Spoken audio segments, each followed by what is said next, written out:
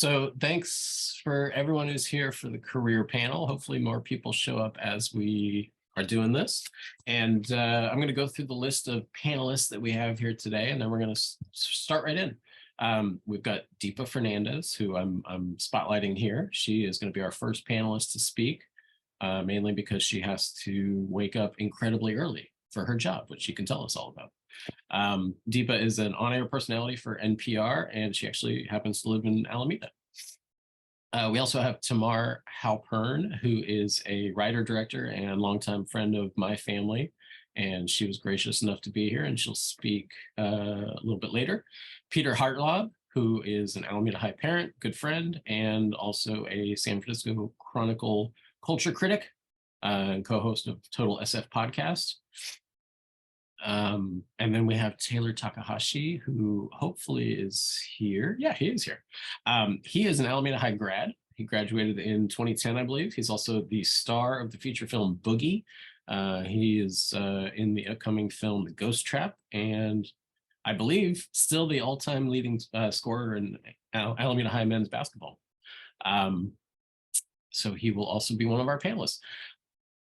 And so let's get into this with Deepa. Thank you so much for being here. Sorry, I'm muting. I wanted to just explain how we got in touch, which is that I was driving to work and I realized that this show I listen to on NPR, Here and Now, the sign off that I hear from you on the show is Deepa Fernandez from Alameda, California. And I was like, wait a second, that's here. And I sent an email and wrote back almost immediately, which was really wonderful. Yeah, I appreciate you reaching out. It was, I love seeing Peter here. I moved to the Bay Area to actually work at the San Francisco Chronicle, and hey, Peter, and that's where I started. And I actually moved into my husband's childhood home, and he is a graduate of Alameda High School. And we are parents of AUSD children. So it was really exciting to get your email, Joe. And yes, I have been coming to Alameda for the entire time that I have been with my husband. And now I live here and I broadcast every day for NPR from my pantry. And so it's kind of funny that people actually, like Joe, reached out, because I just think I'm sitting in my pantry and telling my family and my children and my husband and my dog to shh constantly. But it's a real honor to be here. And I never ever thought when I was in high school that I was going to be a journalist. I didn't know what I was going to be, but journalism was never really on the cards until I had a really great high school teacher who saw me and said, "You have a strong voice and you should use it." And I didn't really at that point know exactly what she meant, but I ended up in Australia, where I grew up in Sydney. And they're really the media in Australia then, and somewhat still now, is never had people like me or my family or my community in it. We never saw anybody like ourselves. And my very first experience, because a high school teacher told me, "You have a voice and you should use it," and it just kind of lodged in there somewhere, was when I got to college. I went to the college radio station and I was just going to check it out. And I walked in the door of the college radio station and somebody looked at me and said, "Can you read?" And I was like, yeah. And they're like, "Great, because the newsreader didn't show up. Here's the copy. You're on the air in like 5 minutes." And that 5 minutes, instead of reading the copy to figure out whether I could read it without making mistakes, I went to the nearest phone and I called my mother. I was like, "Mom, I'm getting on the radio to SER." And I gave her the call numbers 107. And my mom, within that few minutes before I was on the air, not even knowing if I could do it, I might have screwed this up royally, she called every Indian in Sydney and told them that I was going to be on the radio. And I nailed it because I can read. And after that, I was kind of hooked. And then they said, "Oh, well, you can do that. Well, here's a microphone. Can you like go out and do some interviews?" And it was really amazing to me that a microphone in my hand meant people talked to me. People who and I just immediately loved this. It was like a little bit of power that people like us never had. And I got relegated basically right away to, oh, go interview all the immigrants. Because you're Indian, you're an immigrant, that's what you can do. And all right, that's what you want me to do, I'll go do it. So that's where I started.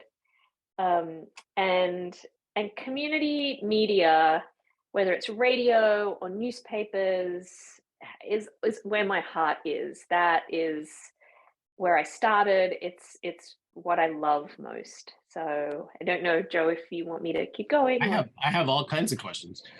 Did you have an interest in interviewing people before you had that microphone in your hand, or did that just kind of erupt once you were given this power? Yeah, it kind of, the first thing I got assigned to do was to go and talk to Indians about arranged marriages in the Indian community in Australia. Like, kind of cliche, but at the time, I was a newbie, and I was like, okay. And no one in my family had had an arranged marriage, but nonetheless, off I went, and I ended up talking to a big range of people, but I talked to my grandmother. And to this day, it maybe remains one of the best interviews I think I've ever done in my life, because she cackled and laughed and told me all these juicy stories that none of her 7 children have ever heard her tell. And she did it because I pulled out a microphone. So I was hooked pretty quickly, and was just voraciously going to learn how do you do this. So let me bring you to like present day. Maybe you can talk a little bit about what your job actually is, and if there is such a thing as a typical day, what that looks like, maybe. So my day starts a little before 4 in the morning, because we are a lunchtime show. We're the lunchtime show of NPR, but that's lunchtime on the East Coast. So I keep East Coast hours. So basically by 5 a.m., which is our first meeting of the morning, I have to have caught up on all the news. Now, I'll just, for example, for today, I got told late last night, we just got Tennessee Representative Justin Jones, and you're going to interview him at 5:30 in the morning. And then producers started sending me things to read, but we realized that he'd written a book, and he'd written a book about his time as an organizer and an activist. And so, it just made sense that I should read that book. And so it's just, so late last night I was up reading this book to be able to do this interview at 5:30 in the morning. And then the day just goes from there. 5:36, 6:37. We often interview Chronicle reporters. We have to wait for them to wake up on the West Coast, so those tend to be. And then we're live on the air. So I'm live in my pantry from 9 to 11. So by the time actually you hear it on the air here on KQED, that's the rerun. We have finished the live show. And then you start taping in the afternoon for the next day. So that's a lot of what my life is like. So do you enjoy it? Do you enjoy this? I love it. It sounds to me kind of crazy, but exhilarating. It is kind of crazy, but I get to read great books. We're just doing a segment on the newest board games, because there's this whole movement of really complicated board games. And so I just spent like really fun time with my family learning how to play board games so that I could do a knowledgeable interview about them. So there are fun things. And I get to interview my heroes. I got to go and see an Indian tabla player, Zakir Hussain, and then interview him. And then I got to go. And there's a lot of fun things about this job. But I will say just really quickly that I have been a foreign correspondent for most of my career, and I have worked and traveled and lived in a range of countries from Cuba to Ecuador to Mexico to India. Um, and I do miss that. I feel like I'm a very global person, and I love Alameda and I love living here, but there's a little part of me that's itchy to like go back to some of my global reporting roots. Yeah. What's if you had any advice for high school students who are interested in journalism, radio, what might that be? Other than walking into a random radio station and being handed the news. Yeah, make a podcast. Just start. It's so accessible. You can do it on your phone. You all know this. You don't need me to tell you this. You know how to do all that kind of stuff. I mean, I think there's more opportunity now than ever to do what you want to do and not have it be like my first experiences where I got dispatched to go and do things that in retrospect, I think, I could have covered anything in Sydney, but you sent me to cover this. So I think do like I I mean, I loved it so much that I carry my microphone with me everywhere, because it's small and it fits in and I think that really helped me learn about people. Like I'm just really curious about people, and honestly, having a platform or having a microphone and giving voice to people when people feel heard, to me, that's really intoxicating. So I think just do it. Don't wait for someone to give you permission or to tell you you can, because you can. And there are so many. I mean, you all are the future of it. Where I think sadly terrestrial radio, that's like the actual real radio that you like push the buttons on and get this, like that's dying. That's going to be gone really soon. So my days are numbered, but all of you've got it. Like you're creating what it's going to be tomorrow. You're going to put me out of a job, and I think that's fantastic. Let me ask before I open it up, because I know you have to leave early since you have to get up at 4 a.m. So we are going to open it up to some Q&A just for you. But what could you give us, like just your educational pedigree a little bit? Like what was your major in college and anything after that? Yeah, so I studied in Sydney, and I started in international relations. And honestly, I was not focused or motivated. And then I picked up some journalism subjects, and they interested me more. But as most young Australians do, I decided 1 year into my degree, oh, I'm going to go travel. I'm taking a gap year and I'm going to travel for a year. And I started in Mexico, and I went on the course of a year all the way down to South America, to Argentina. And I had my microphone with me, and instantly, like literally within arriving in Mexico as a 19-year-old, all of a sudden I knew what I was doing and why I wanted to be there. So I started enrolling in universities across Latin America. So I did a semester at UNAM in Mexico City. I did a semester at the University of Havana in Cuba. I did a semester at Quito's main university. I think I created the path as I went because I found it um, so much more enlivening. It was so much more interesting to me. And then I had my trusty mother go fight battles for me at my university in Sydney for them to accredit me. And so somehow I graduated, from undergrad. And then when I was working in New York, I ended up in New York. I was working at a community radio station. I was hosting a morning show on a community radio station in New York. And I got accepted to Columbia into their master's program for journalism, and graduated from that. And then I was really lucky in journalism. There were a lot of really great fellowships. And so actually I never thought I'd live anywhere besides New York. And what brought us from New York to California for the first time was a fellowship at Stanford, a night journalism fellowship. So there are lots of great opportunities in journalism here at Cal Berkeley. They've got an amazing journalism program. So, if you're interested, there are many. Like the college route is absolutely there.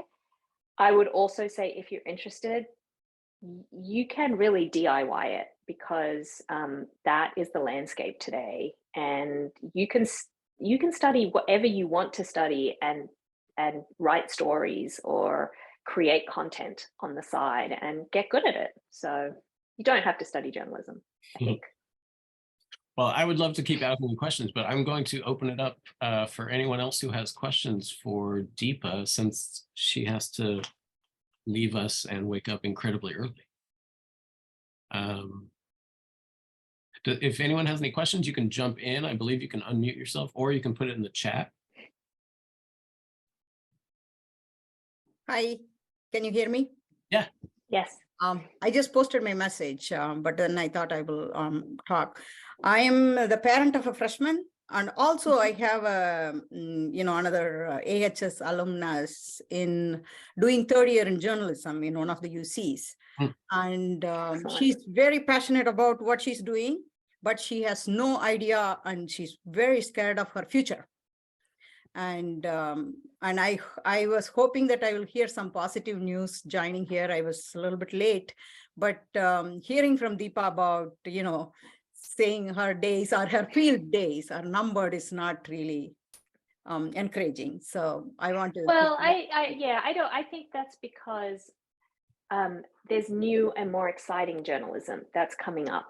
So what the opportunities that your daughter will have will look look different to what we know today, and I think that's a good thing. I think it's positive and exciting. It's not a negative thing. I find it exciting. When I was in Los Angeles, I was a board member of the LA Press Club, and we started a fellowship for young journalists to help them get a foot in the door. So I would be happy to be in touch with your daughter if maybe you can come through Joe and hear what she's doing, and if she needs any advice, I would be happy to do that. Appreciate it, because I think young and upcoming journalists definitely need your advice, the folks here on the panelist advice in terms of how they can diversify and enrich their portfolio, so they can get a foot in the door and to get out, do well. That's exactly what the fellowship that I started at the LA Press Club is called, Foot in the Door, because especially for some young people, if we don't have a family member or a daddy or an uncle or an aunt or a mother who works at the New York Times or the San Francisco Chronicle, or it's hard for us to get that foot in the door. You need someone to help you. So it's challenging, and I think that the scene is changing, especially for young journalists of color. It's a very different scene than the one that we came into. So more inclusive. Okay, thank you. That's encouraging, and I appreciate you offering to get there's parents here. Any other questions for Deepa from anyone out there? Again, you can put it in the chat or jump in with the question.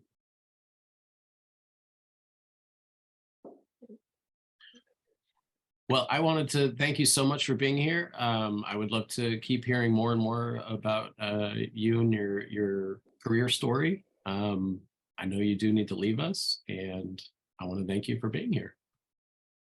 Thank you. I'm going to stay a little bit longer to listen. I can stay until about 8, okay. So I want to hear some of the others. Thank you very much for having me. And if anyone has any great stories, send them my way, because we have 2 hours to fill every day on the air. So I think I'm going to jump, if I can find, here we go. I'm going to jump to Tamar, if that works for you. Hi. How do boy, I wish I knew more about Zoom. I would like to spotlight Tamar. Does anyone know how to do that? Oh, here we go. You're doing it director style there. I know, that's my spotlight. All right. So maybe you can tell us, if it's possible to summarize, what is your job? And if there is a typical day or a typical week, what might that look like? Well, the second part of your question is there's no typical, because I'm a film director and writer. So at any moment I can be on many different jobs or have no job, and have ways of filling those moments as well. so Mhm. we can get into that. I see, I love it. I see Taylor nodding. Watch the trailer to your movie, Taylor. It looks amazing. I can't wait to watch it.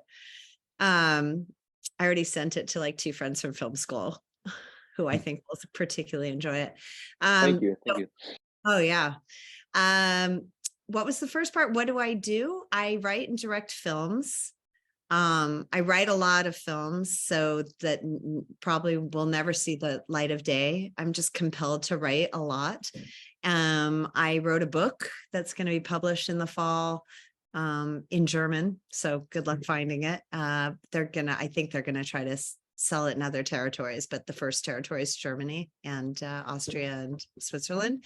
So I just like to write. I love writing and I love directing. I love collaborating with department heads and actors. And they're 2 very different parts of the brain. The quiet, self-starting, go deep into your own world as a writer, and a world that feels so real that when things pull you out, you need a second to adjust to IRL.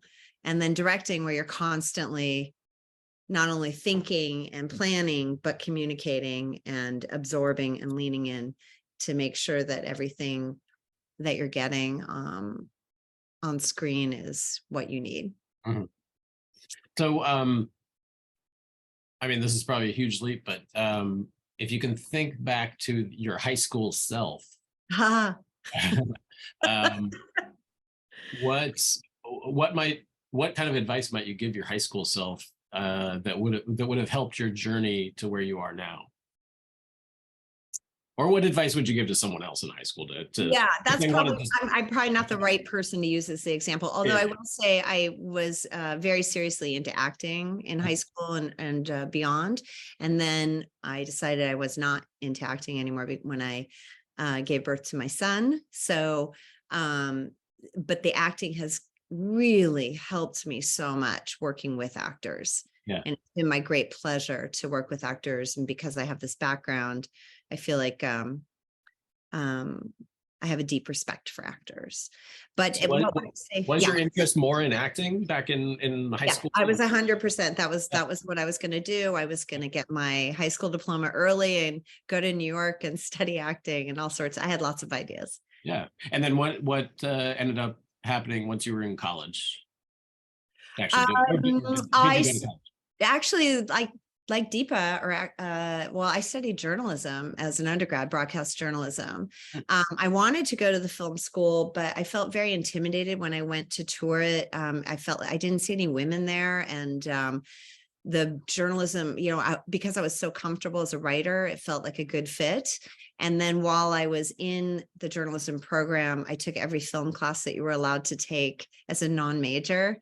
And I also PA'd on student films, on graduate student films. And the more I did it, the more I thought, oh, I got the wrong degree, but it's okay. I'm learning a lot. And then I worked in production. I started as a production assistant on an Ice Cube music video, not to date myself, but and then worked my way up to production coordinator and saw that I was very clearly, my trajectory was going towards producer, and it wasn't what I wanted to do. So I threw my hat in for graduate school, and I got into USC. My son was 4 at the time. I managed a restaurant. I had to leave. I couldn't do production jobs while I was in school. And I just made it work. So my advice to a high schooler would be just whatever your passion is, go for it. And that passion might lead to helping you with other passions as you grow and evolve. Yeah, sure. But don't rob yourself of opportunities if something's really interesting to you. And I liked what Deepa's, what she said during her talk about, start a podcast if that's what you're into, whatever you're into. It's so much easier now, especially for things like podcasting or filmmaking or storytelling. I mean, storytelling's hasn't had a big cost. You can sit and write your stories all you want or tell your stories all you want. There are lots of opportunities like The Moth and things like that to share story, but or campfires or just being with your friends. But in my day, making films was very expensive, and it's so lovely that people can throw up their iPhone and tell a good story well, and you never know where that might take you. Mm-hmm. What So at the time that you were starting to kind of get PA work, PA work is working as a That's right. camera assistant on Yes, set. it's the bottom end of any film or TV set for the high school students. It's the first entry level job in production, and it could mean picking up dry cleaning for a producer, or driving a director to set, or running around and getting waters. You know, it's a great way to see what happens. And for PAs that are good, they almost immediately get bumped up, at least in filmmaking. They get bumped up to by their next film if they knew what they were doing as PAs and communicated well and listened and were just on top of it. They often get bumped up to another job by their next film. Does that kind of entry level work lead to what it is that you do now directly necessarily, or you really had to dissociate from that production track? Yeah, for me, I had to step away from production, but you never know. I mean, I could see, I know some ADs, that's assistant director, who have then been able to work into, because of meeting people, gets like that. Once you meet a lot of crew, and you make friends, people will jump in and help you or hire you. So yeah, at the time when the level I was working in was just such a large productions that I was working on as a PA. So it wasn't really like that was going to happen. But the films that I've been directing the last 5-6 years that are probably the same budget, or probably the same budget as the Ice Cube music video. I mean, that was a 2-day shoot, but it was just humongous cast of thousands and, cranes and cars and everything, and we make movies probably for an equivalent budget now, when we have to. And sorry, what was your original question? I went to Coachella this weekend. I'm sorry. I see a question in the chat. What are you working on right now? Oh, I see. Okay, book title would be great. So it was called Rad. It's about sort of loosely based on me growing up in the 80s in the San Fernando Valley and the Bay Area. By the way, I'm from the Bay Area, you guys. I was born in Walnut Creek, and I lived all over the Bay and the peninsula, and then moved down here when I was 14. But the book title was Rad, Cornelia. It's now called California Girl. That's what the publishers named it. And so I don't know if that's going to translate beyond the German speaking territories. We'll see. So that's what am I working on right now? Interesting question, actually. This last year, actually, I've been teaching at Chapman University in the film school. Oh, okay. And I love it. It's been so exciting for me to share what I've gleaned over the past 25, 30 years with the next generation of writers and directors. So I teach screenwriting, I teach directing, and I also teach a class called Story, which is sort of a introduction for freshmen. And I've just been having the time of my life. So that's what I'm working on right now. In terms of bigger projects, I had a TV pitch, but there's an impending writer's strike. So my producers wanted to wait.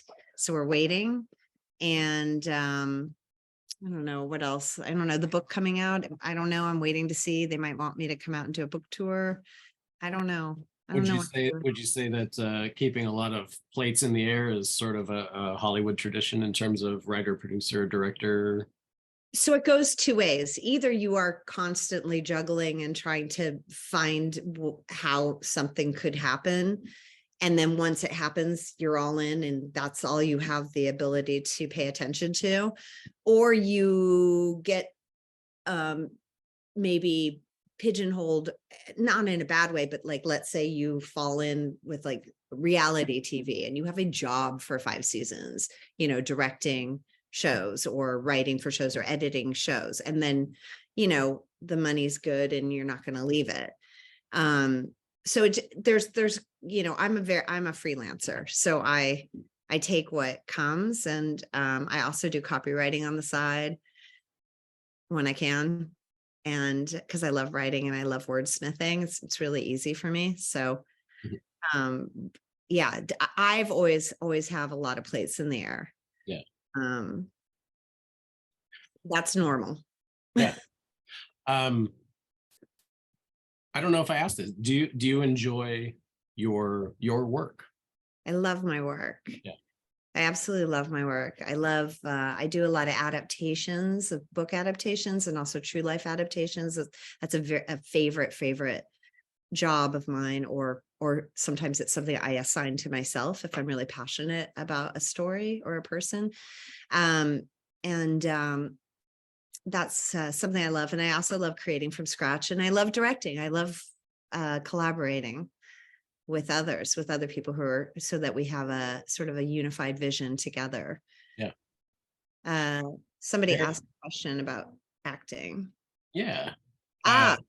Okay, that's a great question. I could answer that. The question's, when you decided to pursue acting film, were you worried about the unsteadiness of the work? How did you approach that? Okay, so that's why I left acting, was because there really wasn't work. I mean, I was doing theater acting, and it didn't really, it's not a way to support yourself. So that's why I went into production, and it paid well. And then I went to graduate school and went back to restaurant work, which sustained me. And then when I was out, I've always found other jobs to do in between projects. Absolutely. So was I worried at the time? No. When I was in high school, I wasn't worried about it at all. Not until it became an issue did I become worried about it.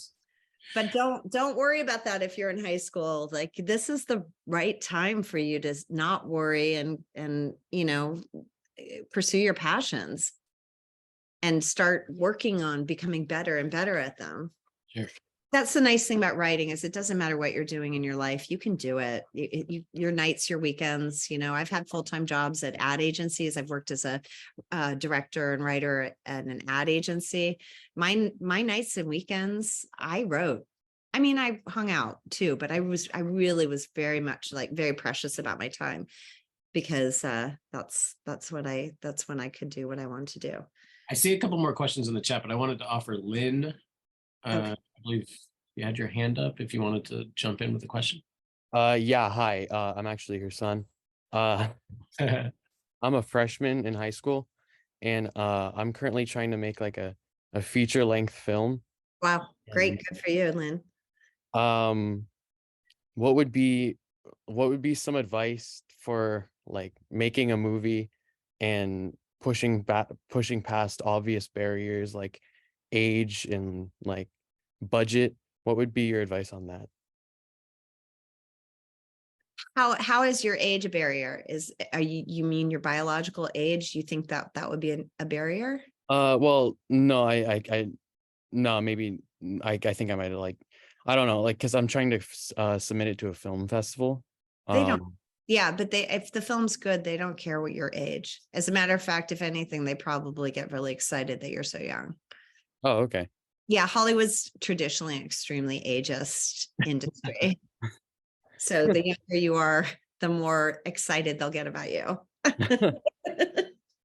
Well, what about like budget and all that? Because that's something that we kind of don't know what to do for, and how can we like make it so that like the movie kind of fits like our exact vision with like quality. Yeah. You mean, can you be a little more specific about what you're asking? Did you already shoot the film? No, we're gonna shoot the film. Okay, got you. Budget, well, that all comes from your script. That comes from the ability to look at your script and say, what in my script pushes story forward, and what is just me being clever and costing myself more money. Okay. Does that make sense? I mean, you really, really need to once you've written your first draft and you're like, this is everything I love that's going to be in my movie, you need to take a really good look at your script and think about it from a production standpoint of like, well, how expensive is that going to be to do that? Like when people are driving in a car, driving scenes can be expensive, or you can do French overs where you're in the back seat shooting over the back seat, but that's, not the safest thing unless everybody's got their seatbelts on and all that. I don't know. But is there a plot line that you're following? Let me give you an example then. My first feature, I submitted to a bunch of festivals, and 6 months later, I got a bunch of rejections, and I was really, really sad. I was like, oh, I don't understand. My movie's really funny. It's really good. And I took a look at my movie from the eyes of a film festival programmer, where they are watching tons and tons of movies. And if in the first 15, 20 minutes, they're not hooked, they're going to move on. They'll say they watch the whole movie, but who really has the time to watch the entire movie when they have 1,000 submissions? I cut 7 minutes out of my first act, which a first act is usually about 25 minutes. So a significant portion. It wasn't one whole 7-minute sequence. It was, a minute here, 30 seconds here, blah, blah. I just found it. I cut it out. It was everything that wasn't making the arrow that, when you talk about story, you sort of shoot an arrow and that arrow travels through the story. The whole story is on that arrow. It's pushing forward. And if you do a really good job, even with the credits end, the arrow is still flying in the minds of the audience. So I cut out all the fat to give it more of a stronger trajectory towards what was going to happen for second and third act. And I got into tons of festivals and won a bunch of awards. It was great. 7 minutes, which was almost a third of my first act. I mean, it was significant. So you need to, on the page is where you're going to get yourself into trouble or be your own hero. Okay. Thank you so much. You're super welcome. Congratulations. For the Thank sake of moving the career panel forward, I'm gonna move on to our next speaker. But if you can stick around, I would love to have some Q&A at the end. Sure. And hopefully that'll be in about a half an hour. And okay, great. If we have time for more questions, we'll jump in with those. Thank you so much. Yeah, you're welcome. Thanks, Joe. Let's see. I am going to see if I can find Taylor. Oh, here we go. All right. Taylor, thank you so much for being here. Thank you, Joe. Appreciate you having me. Yeah, this is great. I am excited to have an Alameda High grad. That's a first for our career panels. And I want to start with the same question for you, which is basically, what are you up to right now? What is your life and work look like right now? Yeah, I mean, very similar. Why I smiled when Tamara was talking is there's a lot of ebbs and flows. And being on the acting side, you're kind of get used to hearing a lot of no's. And sometimes it's not because you didn't do a good job. It could literally be the way you look. It could be something about, it could be performance, could be how it goes. But a lot of it isn't just no because you're not good. So you kind of battle that. You don't get to talk directly to casting directors onto why they're going in a certain direction, why I wasn't chosen. And so you find yourself in a lot of gray area a lot. And so what I do is try to, again, keep studying, keep watching movies, stay in acting class, keep developing skills. And, my journeys, I'm kind of working backwards to a degree. I think a traditional actor would be, in drama school, maybe go to, some type of acting theater school growing up, develop an interest, and then obviously you pursue and you go. For me, I didn't do any of that in high school. I was purely kind of like sports, and I found myself through sports with an opportunity and essentially got street casted into Boogie. I met the director, Eddie, playing basketball, and I ended up going to New York. I was in all of the pitch meetings. I watched literally all of the auditions for pretty much all the hero title characters. Approved of some, didn't really know what I was doing, but was taking notes. And 3 weeks before production, they asked me to flip and switch. I took 6 acting classes leading up to the production, and I found myself as a title character of a movie. And it was essentially swimming lessons for 6 weeks, or excuse me, for 3 weeks, 6 swimming lessons, and we're going to throw you in the deep end. But I did feel very supported. I felt like I had kind of been there to a degree, and a lot of the stuff that I had been through, I always relate back to sports and specifically basketball. But a lot of that kind of prepared me, I think, for that moment and for that time. And so much to what Tamar was saying, I think it's you expose yourself to different things. And you never know how that thing or whatever that interest, whatever that opportunity may come back later in life, I think, to help you out, that you can then draw from, because that's literally what you're doing in acting. You're trying to draw from your experiences. You're trying to make it relatable to you. And the hard thing, and it's a good and bad thing. It's an evil thing and a positive thing where there is not technically a right way. It's really kind of making it your way, and you just got to make that believable. But of my day, I'm sitting here. I try to keep myself busy. You have to, put a lot of plates in the air to see what hits. And so myself, going through my journey and how important basketball has been to me, I'm starting a kind of sort of basketball academy with one of my childhood friends that I grew up here in the Bay Area. We love basketball, love to do it, want them to go and get a scholarship, do the whole thing that I think a physical sport can bring you. But we're trying to mentor through the game, use it as the vessel, similar to what the movie is about. It's to kind of grab you, sit you down, basketball, but we're really going to try to teach you life lessons through that. And also, I have an event and activations company with my business partner, where we try to get attached to companies, get on retainer, and basically when companies want to throw parties, we want to be the ones that are throwing them for them.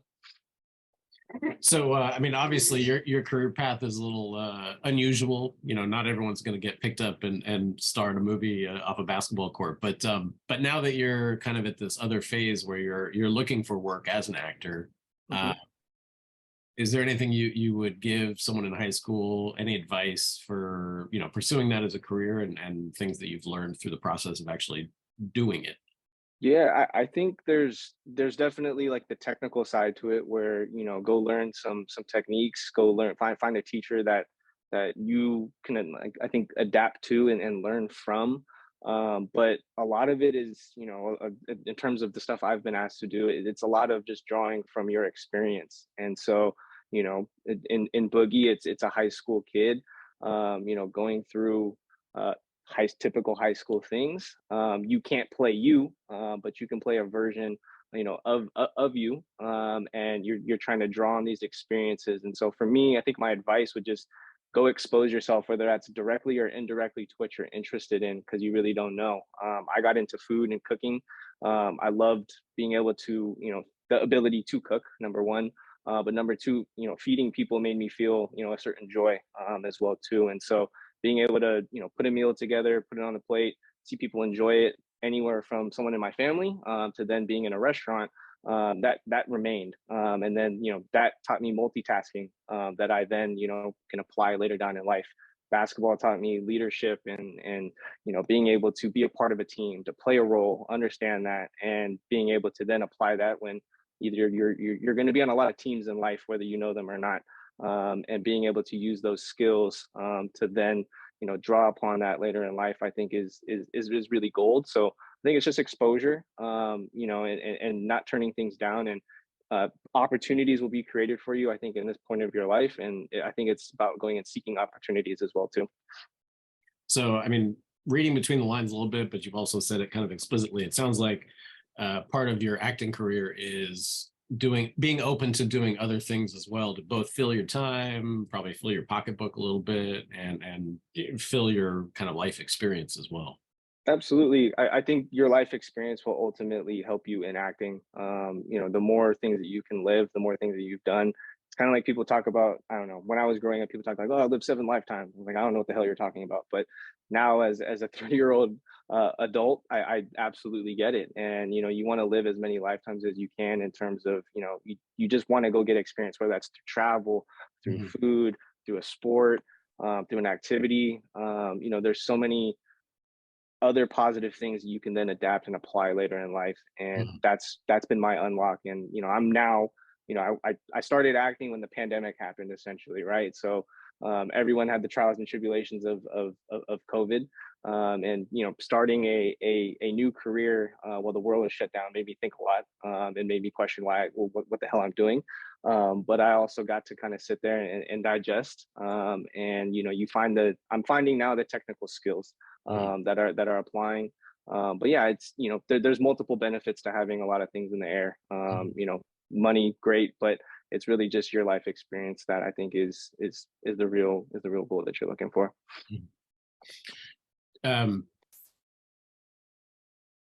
Do you think there's advantages to pursuing acting and also having the desire to just have that exposure to lots of different experiences, specifically because as a working actor, you probably are not going to be working all the time.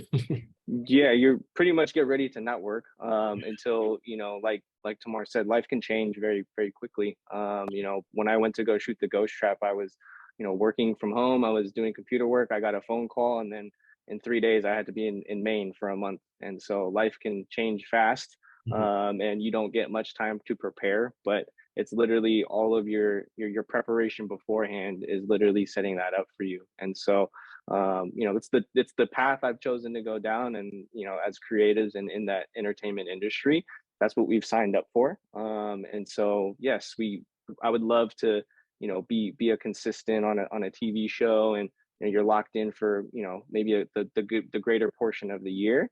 But that could also be 7 years, and I don't get to expose myself to other opportunities as well too. So there's so many ebbs and flows and paths that you can take. And so Yeah. very much so, just be a sponge and soak things up, and you never know what branch is going to grow.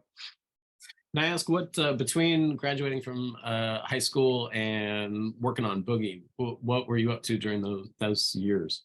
Yeah, I moved to Southern California, I specifically Costa Mesa, in Orange County. And I knew college wasn't really going to be for me. I don't even know how I graduated high school, to be honest with you. But I got there. And so for me, I knew school wasn't going to be my route, specifically because I didn't know what I was interested in, academically. I didn't have I would say business, just because it's like what I saw business people do. I loved playing golf. And so you see a lot of business happen in golf, and I was like, oh, it's just like a natural progression of what I should do. But no real, from me, from my heart, coming out and being like, I'm going to be a businessman. And so I went down to Southern California. I'm fourth generation Japanese American, so I'm very shifted away from my culture. And so part of going down there, there'd be a huge Japanese community there. I had just traveled to Japan in 2014 with one of my best friends. And so I came back with this huge interest to try to get back into my culture. And so I started working at a Japanese restaurant. There's an izakaya, so it's like a bar, very loud, a lot of Japanese businessmen, but it's a fun environment. And the entire kitchen was from Japan. They speak Japanese. They look at me and think I'm like the weirdest thing ever. They're like, dude, you're Japanese, but you don't speak any of the language, but you're into like, sports and hip hop. And so like, we kind of traded a lot of culture, which was really fun. And it was a really cool experience. And so that I did a lot of odd end things. I worked for Nike for a little bit. I have a huge interest in like streetwear and street culture, and shoes specifically. That kind of got me into art, as well too, natural as a progression. And so I've worked a lot of different things. I was a personal assistant for a little bit as well too. It taught me how to write an email. I wasn't the best at writing emails or being on time to responding to emails. And so I've kind of, again, just I've found that there's not really like a method to the madness per se, but I've just always found a way to support myself, to expose myself, and continue to grow. There's a question in the chat. Does your role in Boogie remind you of your high school self? There's definitely a version, just in terms of what was important to you. I think Bookie is a way more developed human being than I was in high school. I think for me, I was so geared on sport, and so geared on getting a scholarship, and that was where my success lied. Was do I get a scholarship? Do I not get a scholarship? Can I go play professionally? Can I go be overseas in the NBA? And like that's where I thought basketball was going to stop for me. Was kind of on that plateau. Was it gonna go? Was it not gonna go? Being injured, not getting to kind of fully live that out. I started to pivot away from that, but very much that it's a version. It takes place obviously in New York. I grew up in the Bay Area, so there's a little bit of New York and what New York is as a character, most definitely. But I was absolutely a version of that kid, 1000%. And I think that's why ultimately I landed within that opportunity. But yeah, it was very, when I first got a script, I never had seen a script before in my life. But after I read it, I was like, this is kind of like, I was assisting at that time, I was a personal assistant, but I was like, this is kind of me. This is cool. It's cool that there's a story out there about an Asian kid playing basketball and dreams to make it. And yes, he's dealing with a lot of parent stuff and life things, but and cultural, barriers. But it's kind of like you wrote a story about me without even knowing me. It's kind of weird how you find these opportunities in life. Yeah. Well, I am going to move on to our next speaker, and if you can stick around and be part of a little Q&A at the end, that would be wonderful. Yeah, And for sure. And thank shout you out so Miss much. B. Miss B's there. She was my middle school and high school English teacher, and she made sure I graduated. So that's probably why I graduated, is because of her. So thank you. All right, let's get Peter spotlighted here. Hey, Peter. Hey, how's it So, going? for those who don't know what you do, what do you do? What's your job? I am the culture critic at the San Francisco Chronicle. I've done a lot of different things. That's kind of like a broad title, but I've been a movie critic. I've been a video game critic. I was a courtroom reporter. I was a sports reporter. I've kind of done like the sampler platter of journalism. And right now I co-host a podcast. My job and my career is very much shifted by the times and the technologies. I co-host a podcast, Total SF, and then a lot of what I'm writing now is coming out of the pandemic. There's just this kind of thirst to explore San Francisco and the Bay Area.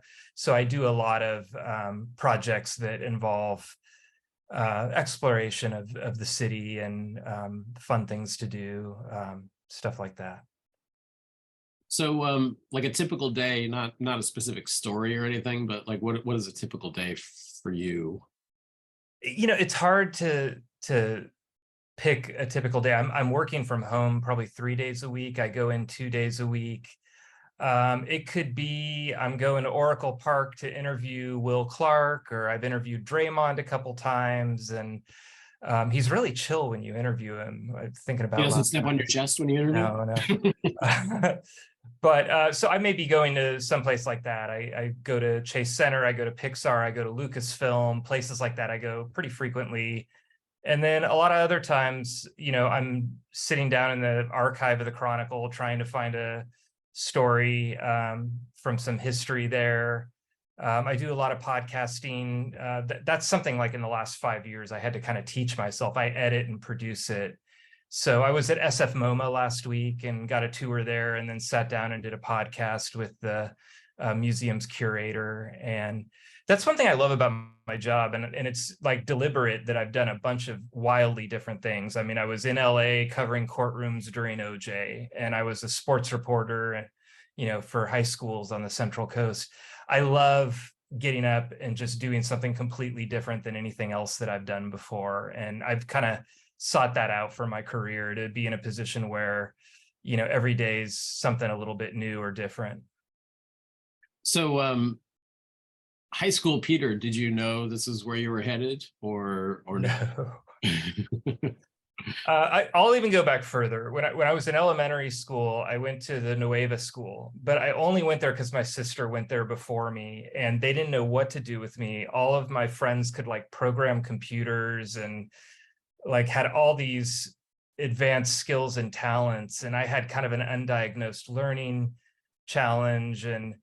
But I remember and this dates me, when Ronald Reagan was shot, they put me in front of a radio and in the library, and they wanted me to, this is before smartphones and any of that. So they wanted me to listen to the radio and then run to the classrooms and give updates. And at this school, I felt like I just wanted to hide from everybody. But when they asked me to do that, and I had the information, and I'm going from classroom to classroom, I felt empowered. I felt like it was a feeling I wanted to feel again. And I felt confident. And I felt, even though I'm just going and relaying what I had heard on the radio, suddenly I was somebody that I wanted to be. So I think back even that far, like that's what I wanted to do. But I was not a good student. High school, I got a C in journalism. I drew the comic. And then I went to college and just got really lucky that I almost flunked out of college my first year. And then my second year, there was a retired editor who came out and saw something in me. And he was just teaching one class, but he spent hours and hours with me, like working on some of the challenges I had. And he really gave me a career and a life. And So out of that, I ended up becoming the editor of the school paper, and then went on to do some other stuff locally. But I was not anybody who's sitting there thinking, geez, I can't do the thing I want to do now. Like, I wanted to be a movie critic, and I didn't get to do that till I was 31. I mean, it just took a long time, but I definitely, just had to get in the right situation and keep trying, because I was not a good journalist as a high school kid, or I wasn't successful. Yeah. What if you had any advice for someone in high school looking forward, what might it be in terms of if they wanted to pursue your type of? Yeah, I'd say just like whatever you love to do that. And the great thing about journalism now is it used to be you needed a platform, like you needed the local newspaper to give you a job or let you cover something. Now, like my job, a lot of it's journalism, but I'm also like a concierge. I take requests. Like I'm on social media, and so much of what I'm doing now is talking to the people who read and listen to what I do. And I say that, like, if you're young and you think you might want to be a journalist, even if you don't, if you want to pick up some of those skills, pick what you love and then do that. Make a podcast, create an Instagram page. I loved hearing Taylor's story. Like, I think if Taylor right now, I'd love to hear, I think there would be more opportunities for Taylor to be a basketball player and also have space in the media space, because it's all democratic now. It's all a meritocracy. It's not like you got to find a newspaper that'll publish you. You can publish yourself. So I would just say at your age, find what you love to do and then find a space for that. Create a podcast, create an Instagram page, write something and submit it somewhere. If you love poetry, write poetry, but find the thing you love to do, and don't force yourself to do something you don't want to do at your age. As you get older, I think it's actually good to get out of your comfort zone. And certainly with my career flourished because I got out of my comfort zone. But now you're practicing, and find things that you love and make sure you want to do it. That'd be my advice. So what was it that brought you out of your comfort zone that helped your career flourish? I was a sports reporter, and I always kind of got by on creativity, and I wasn't able to do structure. I never could study well in school, but my teachers would like me because I did some creative flourish, and I was never forced to do anything that resembled studying. When I got to LA, I had been a sports reporter at a small Central Coast covering high schools and college, and the Warriors would do their training camp, but that was the only thing that was professional. So I suddenly was in LA covering, Brad Pitt and, OJ Simpson. I didn't do a lot of OJ Simpson. Snoop Dogg, I'm interviewing him in the hallway. And then I had to get organized, and I had to get that foundation. And luckily I was working with people who were willing to work with me. I wasn't making a lot of money, so they were willing to kind of work with me to get this skill set. Talking to lawyers, that was a challenge. I had just dropped out of law school a few years before, and I had to learn to hold my own. So the courtroom was really where I kind of got out of my comfort zone. But the great thing about that is after I did that, it was scary, but then everything I've done since then is not scary. I do celebrity interviews now. I don't sweat it at all. I mean, I try and over prepare, but I'm not like scared to meet my heroes or someone who's famous. So definitely LA courtrooms was my outside of comfort zone experience. Yeah, sure. So as a professional interviewer, is there anything you would ask yourself right now before we open it up to the Q&A? Yeah, I always end my interviews, if you're a journalist, I always end my interviews with, is there anything I missed? Is there anything you'd like to add? And they always say no. And then they say, except, and then they give me the best quote of my interview. So anything I've missed? Anything you've said? No, Joe, you nailed it. Right. But and then the other thing is just be curious. It's a Ted Lasso line.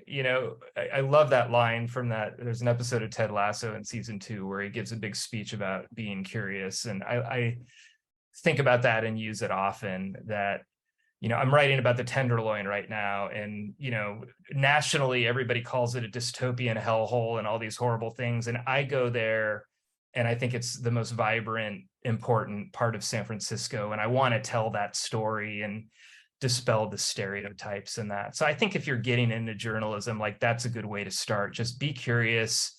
Don't get in it to dunk on people. Don't get in it to reaffirm, your beliefs and your friends' beliefs. Do it to go out and learn new things and try and dispel some stereotypes and expose some truths.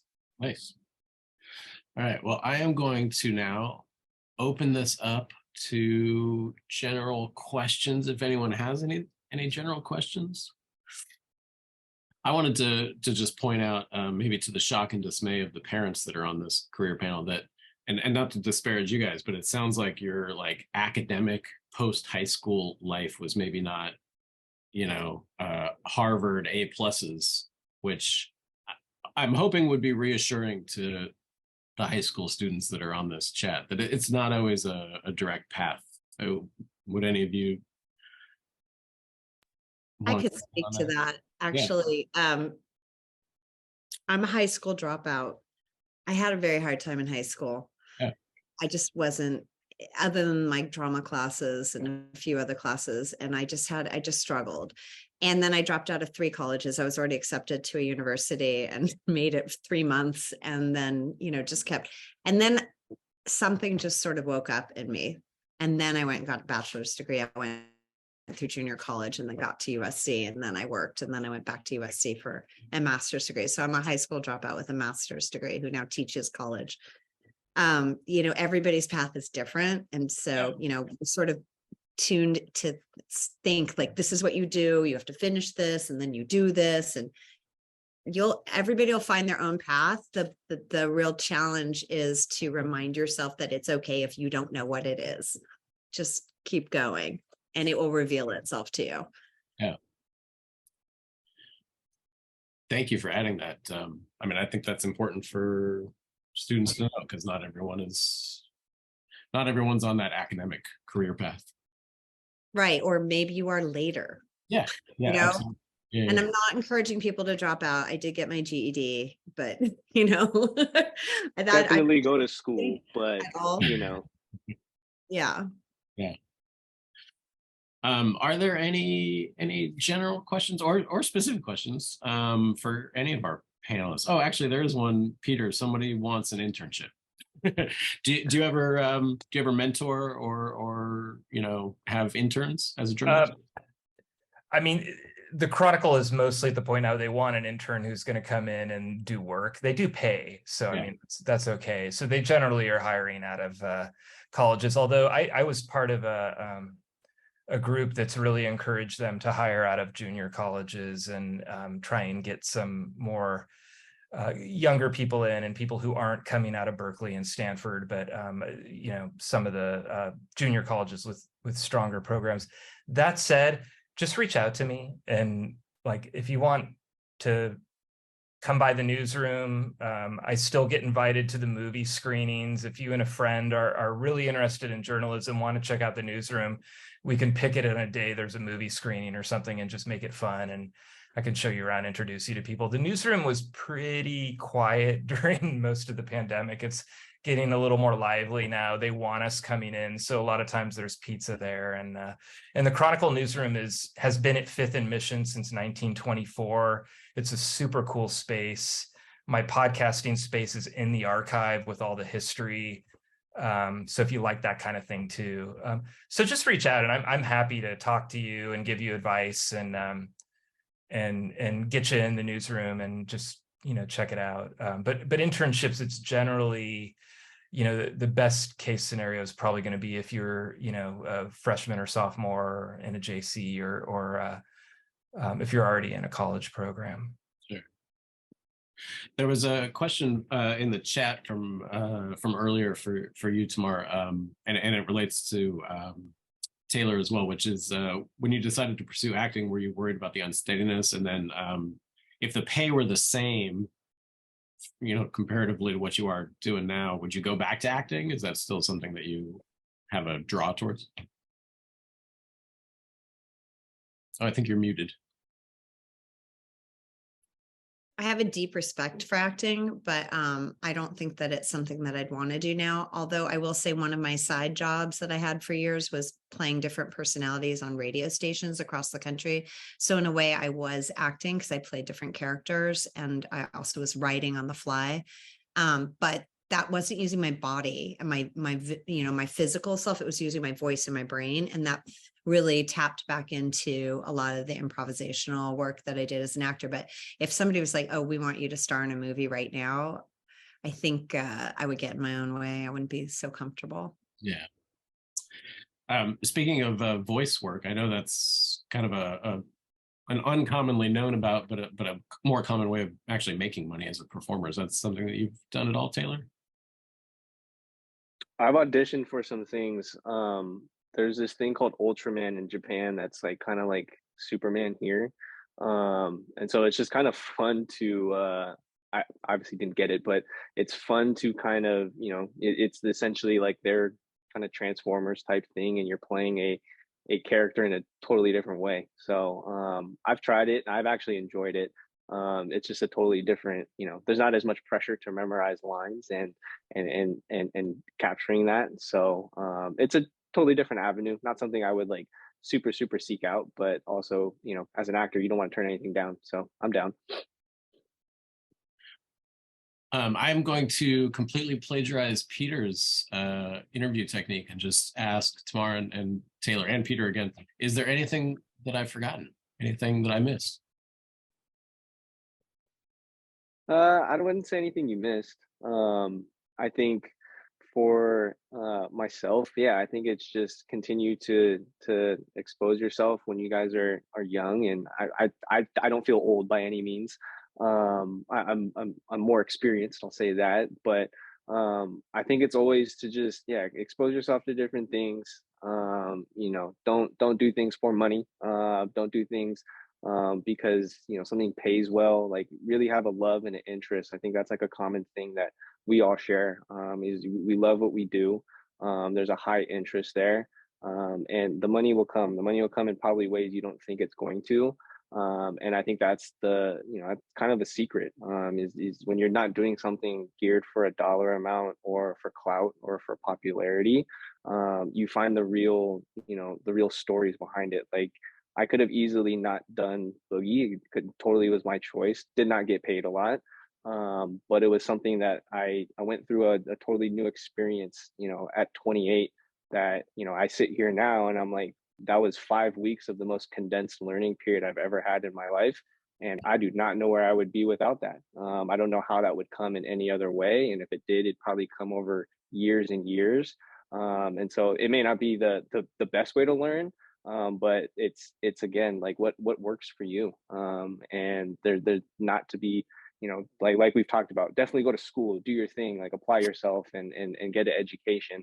But it is okay not to, be on the path that maybe the majority or the 99% is on, because you'll find your way at some point in life. Don't not do nothing, but, go apply yourself and expose yourself to new things. We actually have a hand up from Juliana. Yeah, hi. So Hey. I'm a junior at NSNL, and I'm on my high school's radio station. And I had a question for Peter, because I heard you mention that you interviewed Snoop Dogg, and I'm really into musical journalism, and I was wondering if you had any like tips into getting into that type of journalism area. Yeah, and I should be clear, I interviewed Snoop Dogg 20 years ago, like right after his murder trial. So it always blows me away when he's like on Sesame Street. I mean, and he was acquitted, but I've interviewed a lot of musicians and celebrity types over the years. The advice I'd give, I mean, the number one thing is I always say don't interview your heroes, and that doesn't mean really don't interview your heroes, but it got better for me when I realized I'm not going to be friends with these people. It's a transactional thing. And on one hand, I was really proud that in a lot of cases I was able to elevate some people who I thought did really good work, or interview someone kind of at the beginning of a career at a really exciting time. But I would get into it because you love writing and because you love music as a whole, not to just meet the people, because it's not that it's disappointing, but it is a very transactional business. I've made like one friend, two friends, I think, in 30 years out of the celebrity type people that I'm interviewing. And those were real weird cases.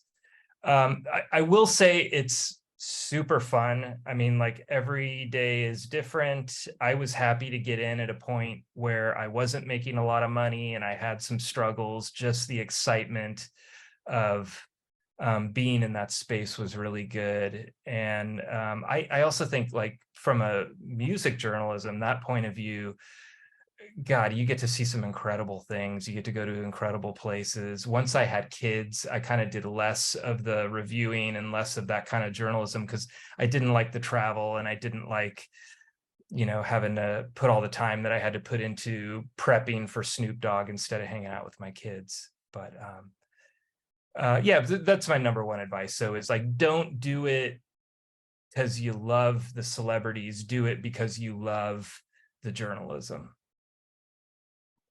Thank I you. got a question from Heather. I've really enjoyed listening to all the panelists. And I'm curious, one of the things that I noticed is all of you kind of took a circular path, or kind of an exploratory path to your career. And I'm wondering, did Joe just find the only 4 media people who have taken this kind of circular path? Or is that common amongst your colleagues? Do you see that a lot where it's just through the curiosity that they have ended up in media, just from exploring and yeah, or are you the only 4? Because Joe's really good. He could have found the only 4. Joe is awesome. We are not the only 4. It is a trait among the people I work with, and I'm sure everyone here. You have to be a little bit persistent and kind of not thinking straight to continue down the path, because it's very, very rare that you get what you want in the beginning. And I've talked to a lot of actors and screenwriters, and they say the same thing. But as a journalist, like, I wanted to be a movie critic when I was 15. I had to do 8 other things and endure many humiliations before I even had the opportunity to do that. And then once I started doing it, it wasn't even my favorite thing to do anymore. So I'll let the others speak, but it is not. Joe just picked 3 representative samples, I think, of the industry. Yeah, I would say, yeah, for being a director, it's not something you fall into. It's like something you really, really, really, really want, and you pursue with all your might. It's taken me a long time to get to the point where I can say I've directed 11 movies. It's just been a lot. It's been 25, 30 years of me saying that's what I am. So, and not even being comfortable saying it out loud for most of that time, until I got to maybe movie 6. And then I was like, okay, I'm a director now. Mhm. That's just my own thing. But I also want to say, Juliana, did you say you go to Encinal? Yeah, I go to Encinal and Alameda. Oh, is that a high school in Alameda? Yeah. Because it's also an And- elementary school on the peninsula, and I went Oh, there okay. as a child. So I had a moment. It's the rival high school to Alameda High, but we invited Yeah. all AUSD funny. students to come. It's Gotcha. funny to see all these Alameda High people here because I'm from Encinal. Gotcha. Okay. Even our tiny little island has a silly rivalry. We have 2 more hands up. Cornelia? I was just going to say I took a pretty circular path to teaching myself. Like, I tried to avoid it at all costs, and I just kept coming back to it. So I think probably if you have real conversations with quite, a few people and really kind of get into it like we have with these folks tonight, you'll find that people had pretty interesting ways of ending up doing what they were meant to do. Yeah. That's all I wanted to check in. And I really enjoyed everyone this evening. Like, this is a great presentation, Joe. Thank you And so much. I would encourage anyone to, we're going to post this recording on we have a PTSA YouTube channel, and there's another video on there that is our last year's career panel, which is a bunch of tech science people. Like, you might think they were, destined from birth to end up in the career that they ended up in. Also the same circuitous type paths. I think it's a pretty common theme amongst anyone who's doing whatever it is they're doing at age 30, 40, 50, that it was not a straight line to that career. And I got to say, Joe, you are a rock solid interviewer. Cool. You are a much better journalist than I would be a lawyer. Good work. Well, I've stolen my best line from you. So Christopher has a hand up. Hi, can you hear me? Yeah. I'm from Gorham's radio class at Encino, along with some other students here. And this is for all three of you. When you try to reach out to people in your respective fields, like try to connect with them, what are ways you kind of do that? Like whether it be Peter reaching out to like agencies for like his articles, or Taylor trying to reach out to directors or other actors. How do you guys like pursue that and try to interact with your colleagues or just journalistic endeavors? I wish I got to talk to more directors. It's for me, getting in touch with fellow actors, it kind of comes more on the like audition side. I think you kind of I didn't have very many acting friends, obviously, not being a part of the industry for very long, and so I leaned a lot on my boogie castmates, and you just realize that there's a lot of people that will reach out and will help. There's a helping hand at a lot of different stops, and it takes asking and not being afraid to ask. I think it's very similar to when you're in class and asking a question. It just takes the courage to go out and ask and seek the information. And so for me, yeah, it's more on kind of, you kind of bond over the uneasiness that we've all talked about. But you also, you can really learn from each other. You can really develop more skills. You can see things, as you watch yourself in a self tape, and you're watching somebody else self tape, you pick up on things, and you pick up on cues. And, if I do this little funny thing with my mouth, or I, always look to this way, like you'll pick these things up, doing that. And so I think it's, you have a special bond that you come together with. And, I think it's just reaching out, is really all it is. And, trying to I talk to a lot of casting directors and would love to talk to more directors as well too, but it's almost it's a hard entry, kind of level into a lot of things as well too. It's not gate kept, but it is access, and it's much of who as well too. So just ask the questions, I think is really what it is.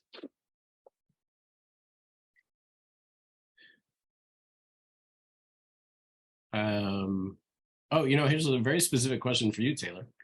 This is from Felicia Vargas, who coordinates the CTE program at Alameda High. Do you remember taking a TV media class with Mr. Dalton?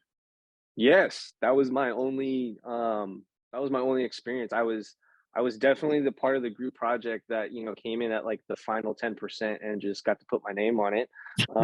But I did, one of the main guys, his name is Andrew, I forgot his last name, but he was super into, much on his journey to make a film, was really into like the directing and shooting stuff. And so I was kind of, I guess unofficially I was kind of his PA. I was kind of running around and I was tapping his forehead if he was sweating, and was just his support system. But no, we really kind of, that was my first exposure, into that. And I did more of the editing. That was my contribution. I didn't know what the hell I was doing, but that class really did expose me to a lot. We had all the tools, a good amount of resources, and we rent equipment, and we got to shoot many movies, as our projects. And so shout out Mr. Dalton. He was actually a really good teacher. Awesome. Hey, I think you guys won an award too. Like he sent out an email saying that your film had won an award. So what the hell am I doing right? here? Right. Jesus. So we were all here for the beginning. Amazing. Something I didn't know. So Yeah, again, like it's funny how these things come full circle. Well, we've got an invite to have you come back and speak to his class if you're available sometime. I'll try to hook you up with Ms. Vargas. Yeah, for sure. Let me know. Yeah. Well, thank you again for being a part of this. I don't see any other hands up, so I think I'm gonna tie it to a close. But I really appreciate this. This has been really informative, and it's been great to hear about each of your journeys. Thank you, Joe. Thank you so Yeah, much. thank you, Joe. Appreciate it. Thanks for having me. I had a great time and great to meet both of you as well. Great to meet you. Yes, you guys. Yes, absolutely. Stay in school, kids. All right. Thanks a lot. Have a good night. And if any of the panelists, if you want to be in touch with each other, I can connect you that way also. Great. Wonderful. Thank you, Joe. Thank you. Thank you.